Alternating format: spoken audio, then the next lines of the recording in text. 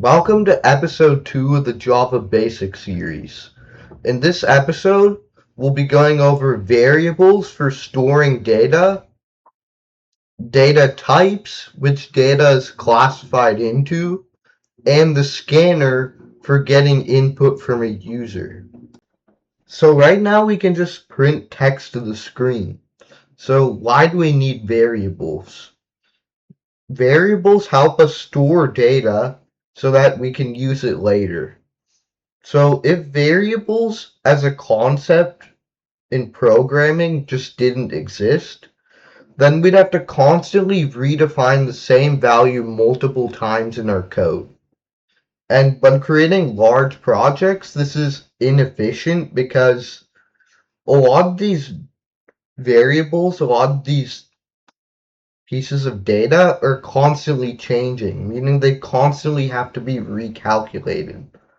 And even when the value of a variable is constant, it's still helpful than just not having a variable at all, because then you can easily refer to the constant variable via a name, and if you need to change that in the entire code, you can just change what the constant variable is assigned to in one place, which is much more effective.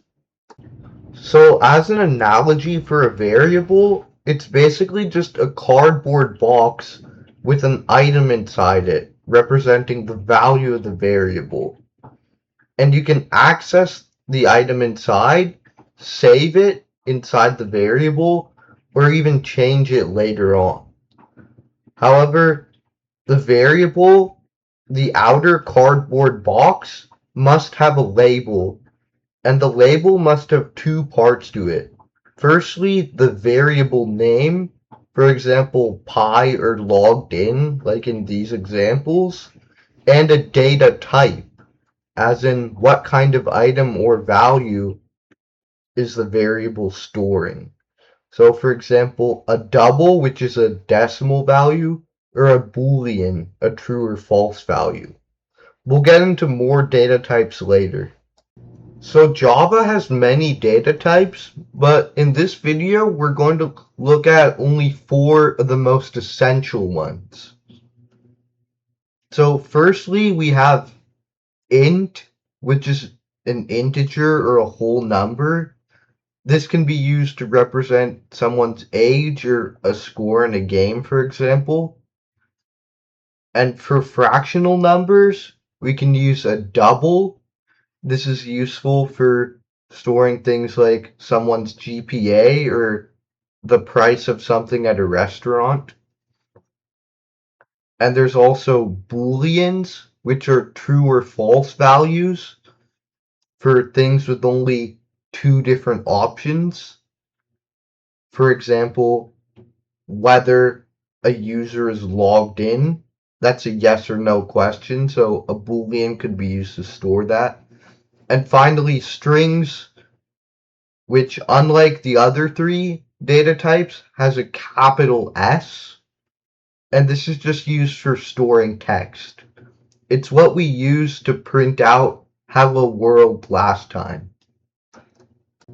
So now that we know what variables are and the 4 core data types, let's actually start coding. So let's reopen VS Code, and then this Java Projects tab here, this section. Under our folder Java Basics, we can click on New and then create a class. And so then we can just call this Lesson 2. We're basically just creating a separate Java file for this lesson. This is what we'll be doing every single time in every new episode so that we can retain all the code from every single video. So now let's create a main method inside of this class. And so now let's define our first variable. So the way we actually define a variable is by first typing in the name of the data type, and then a space, and then the name of the variable which you want to store the data in.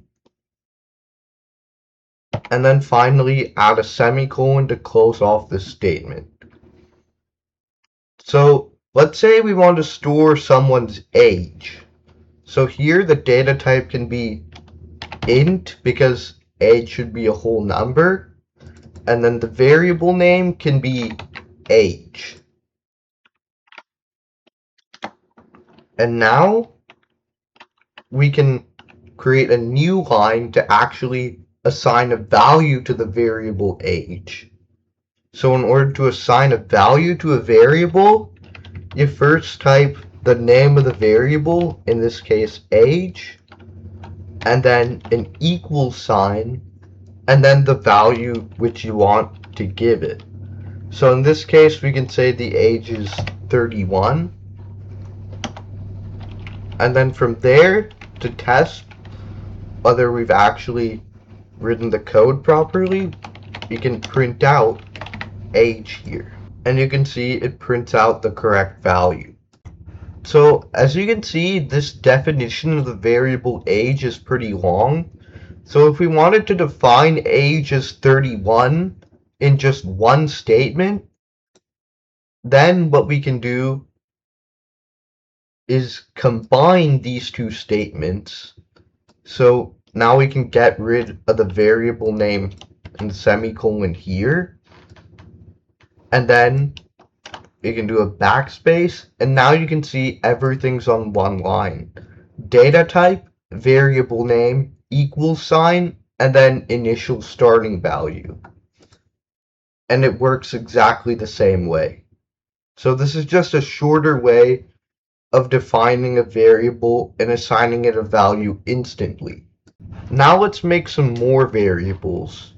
So now let's store a GPA of maybe 3.8.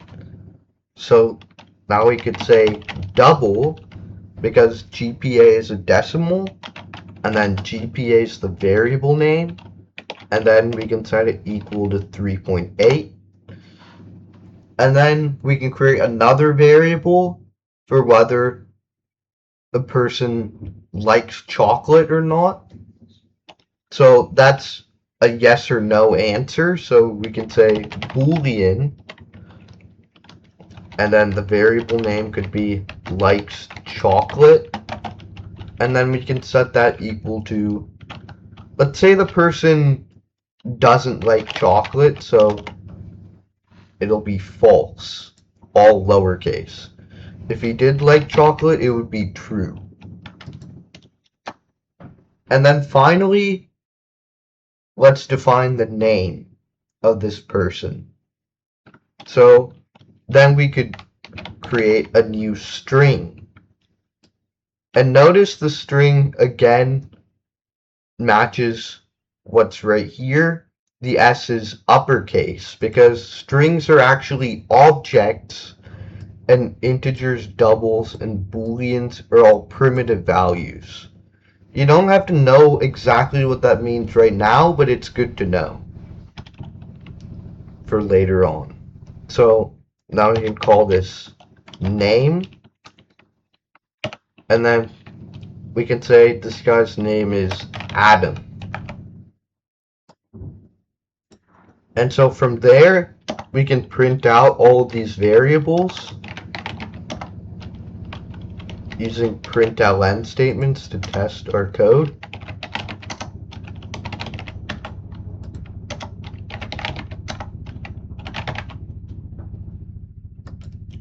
And now you can see all the values are being printed out accordingly.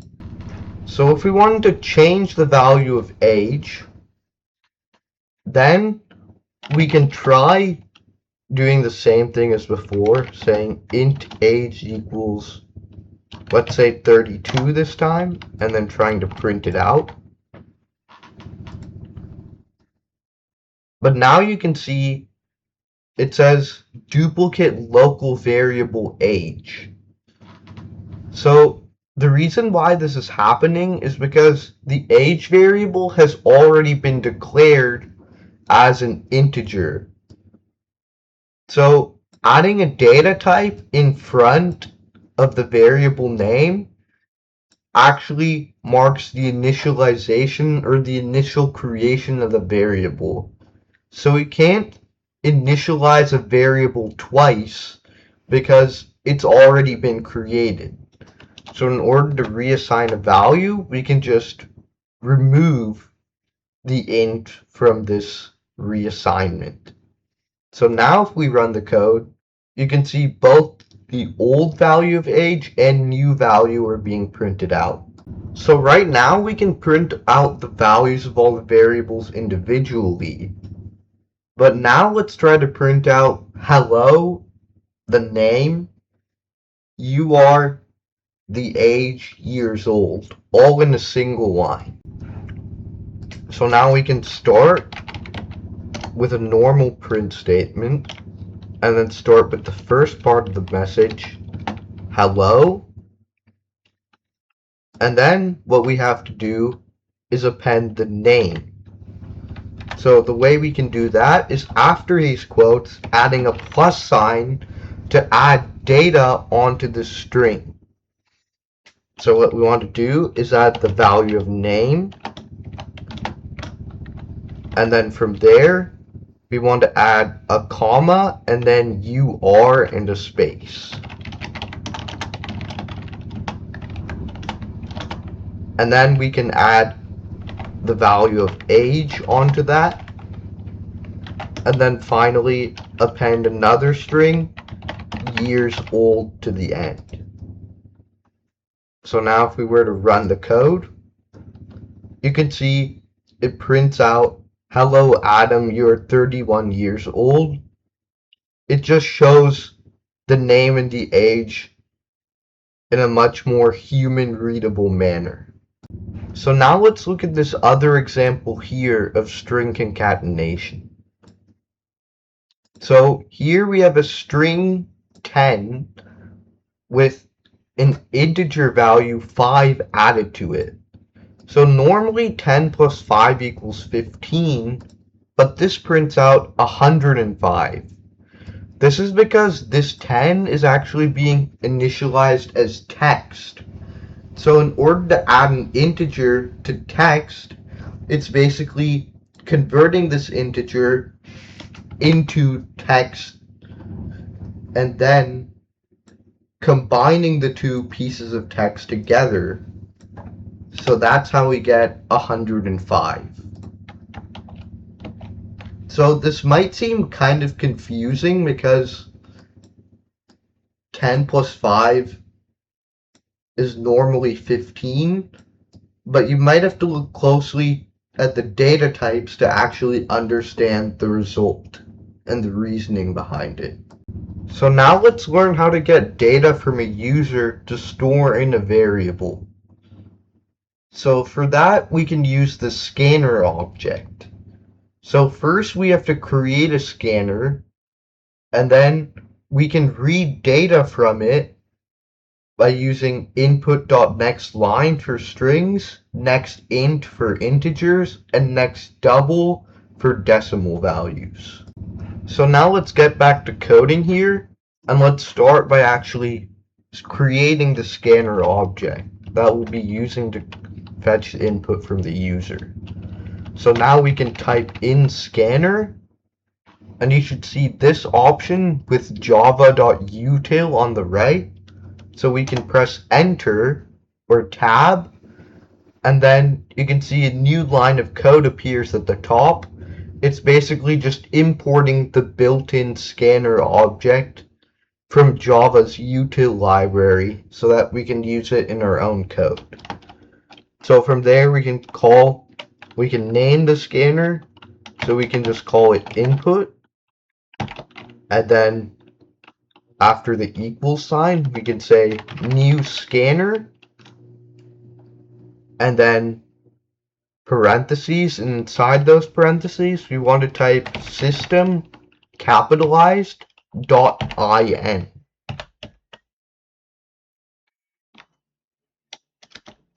And so from there, let's say we want to get the user's name. So firstly, we can print out a message to the user using sysout. and then we can ask the user to enter their name,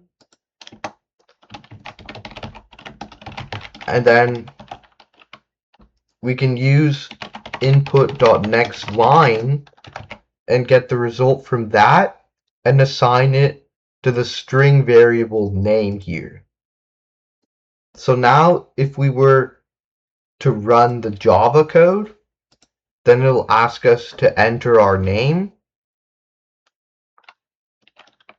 and then we can just say Bobby, for instance, and then you can see it just stores the name. We haven't done anything with it yet, and one thing that we notice here is that the place where we input our name is not on the same line as this text here saying enter your name. That's because system.out.println creates a new line after printing the text. So in order to avoid that, we can just change println to print. And then from there, you can see our input is on the same line as the enter your name here. And so now we can add some extra code to get the user's age, and the decimal value could probably be the user's GPA.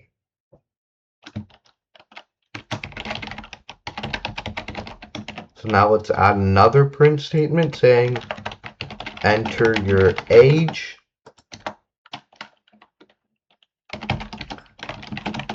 and then get the user input as an integer using nextInt. And then we can do the same thing for GPA.